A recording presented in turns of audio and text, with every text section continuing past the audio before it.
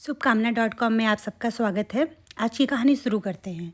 खेतों में अपनी लहलहाती गेहूं की फसल को देखकर आदर्श खुश होकर अपनी पत्नी सीता से बोला, खुश नसीब हूँ मैं, तुम्हारी जैसी पत्नी मिली जिसने सही वक्त पर सही निर्णय लेकर मुझे बड़ी मुसीबत से बचा लिया। तब सीता हंसते हुए बोली, एक पत्नी का कर्तव्य होता है अपने पति को गलती करने से रोके। यदि पत्नी अपने पति को सही राह ना दिखाए और उसके हाँ में हाँ मिलाकर उसे मुसीबत में डाल दे तो फिर ऐसी पत्नी का क्या फ़ायदा।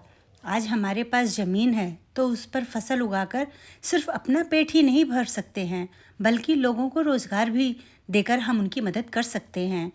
पत्नी की बात सुनकर आदर्श गर्व से सीता की तरफ देखने लगा और सीता को भी गर्व था अपने निर्णय पर। 4 साल पहले ही उसकी शादी आदर्श के साथ हुई थी। शादी के बाद वह अपने सास ससुर के साथ ही रहती थी। उसके सास ससुर अक्सर बीमार रहते थे जिसकी सेवा करना वो अपना सौभाग्य मानती थी। आदर्श गाड़ियों के पुर्जे बनाने वाली कंपनी में नौकरी करता था। इसमें उसके साथ गांव के कई युवक भी नौकरी करते थे।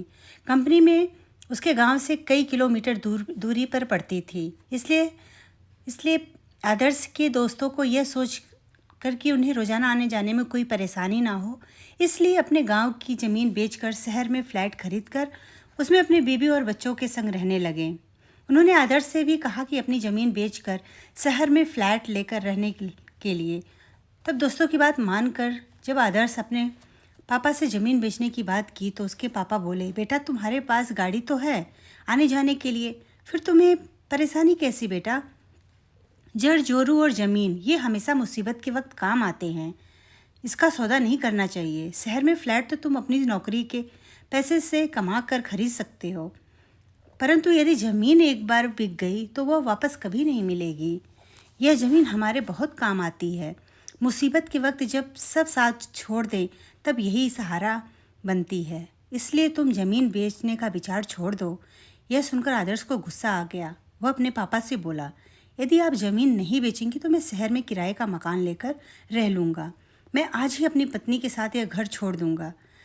तब उसके मम्मी पापा ने उसे बहुत समझाया, परंतु उसने उसकी बात मानने को बिल्कुल इनकार कर दिया। फिर वह गुस्से में सीता से बोला, जल्दी अपना सामान पैक कर लो, अब हम यहाँ एक पल भी नहीं रहेंगे। यह सुनकर सीता बोली, कैसी मूर्खतापूर्ण बातें कर रहे हो आप। यदि मैं शहर चली गई तो मम्मी पापा की सेवा कौन करेगा। इस वक्त बुढ़ापे में उन्हें मेरी ज़रूरत है। पापा मम्मी दोनों ब्लड प्रेशर और शुगर के मरीज हैं। मेरी शादी के वक्त मुझसे मेरी मम्मी पापा ने कहा था, बेटी अपने सास ससुर की सेवा करना, बुढ़ापे में उन्हें कभी अकेला मत छोड़ना। मैंने अपने मम्मी पापा को वचन दिया था सास ससुर की सेवा करने का। मैं उस वचन को तोड़ूंगी नहीं। पापा ठीक ही कहते हैं, ज़मीन हमेशा मुसीबत में काम आती है, इसलिए मैं उनके निर्णय के खिलाफ नहीं जाऊंगी। वैसे भी आपको अलग से कमरा लेकर रहने की क्या ज़रूरत है जब आपके पास आने जाने के लिए गाड़ी है तो। सीता की बातें सुनकर खुशी से उसके सास ससुर की आंखों में आंसू आ गए।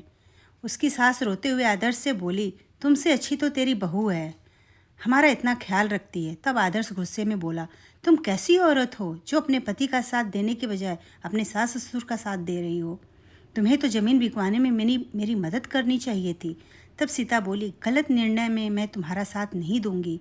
पापा ठीक कहते हैं, ज़मीन मुसीबत के वक्त हमारे बहुत काम आती है। यह सुनकर आदर्श बोला, ठीक है तो मम्मी पापा के पास रहना है तो रहो, मैं आज ही घर छोड़कर जा रहा हूँ। शहर में कमरा किराए पर लेकर उसमें रह लूँगा।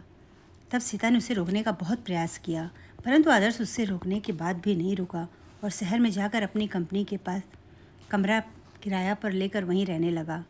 अभी उसे वहाँ काम करते हुए कुछ ही वक्त हुआ था कि उसी दौरान कोरोना की महामारी ने शहर में चारों तरफ ऐसा कहर ढाया कि 3 महीने के लिए उसकी कंपनी बंद हो गई।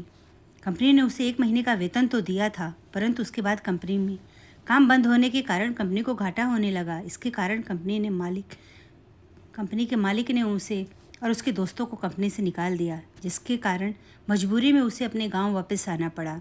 गांव आने के बाद उसे अपनी गलती का एहसास हुआ। आदर्श अपने पापा से बोला, पापा माफ़ कर दो, मुझे भूल हो गई मुझसे जो मैंने ज़मीन बेचने का निर्णय लिया था। आपका दिल दुखाया। अच्छा हुआ जो आप सब ने मुझे ज़मीन बेचने से रोक दिया। यदि मैं दोस्तों के कहने पर ज़मीन बेच देता तो आज हमारे भूखों मरने की नौबत आ जाती। तब उसके पापा ने उससे कहा, यदि तुम्हें माफ़ी मांगनी है तो सीता से मांगो। यदि वह तुम्हारी बात मानकर हमसे ज़मीन बेचने की जिद करती तो शायद हमें उसकी बात मानकर ज़मीन बेचनी पड़ जाती, क्योंकि वह हमारी इतनी सेवा करती है कि हम उसकी बात टाल ही नहीं पाते। परंतु उसने तुम्हारी बात न मानकर, हमारी बात मानकर अच्छा निर्णय लिया। मुझे गर्व है अपनी बहू के निर्णय पर, जिसके कारण हमारी ज़मीन बच गई। तुम ज़मीन पर गेहूं की फसल और विभिन्न प्रकार की सब्जी उगाओ। यह साथ तुम्हारे दोस्तों को भी रोजगार देगी। तब अपने पापा की बात मानकर आदर्श सीता से अपनी भूल के लिए माफ़ी मांगने लगा। तो सीता बोली, तुम्हें अपनी गलती का एहसास हो गया, यह काफ़ी है मेरे लिए। वैसे भी सुबह का भूला शाम को घर आ जाए तो उसे भूला नहीं कहते। आप ज़मीन पर गेहूं और सब्जियों का काम शुरू करें, जिसमें हमें खाने के लिए अनाज भी मिलेगा और लोगों को रोजगार भी। मैं इस काम में आपका साथ दूंगी। सीता की बात सुनकर आदर्श का चेहरा खिल उठा। उसने प्यार से सीता को गले लगा लिया। फिर कुछ समय के बाद आदर्श ने अपनी ज़मीन पर गेहूं और सब्जियों का फसल बोई और पूरी मेहनत से उसकी देखभाल की। खेतों में गेहूं और सब्जियों की अच्छी फसल हो गई थी, जिसे देखकर आदर्श की खुशी का ठिकाना ना रहा था, क्योंकि जिस ज़मीन को बेचने की जिद कर रहा था, उस ज़मीन ने उसे बहुत बड़ी मुसीबत से छुटकारा दिलाया था। अपनी ज़मीन पर हरी भरी फसल देखकर आदर्श को मुसीबत के समय में मैं अपनी ज़मीन का महत्व समझ में आ गया था। धन्यवाद दोस्तों।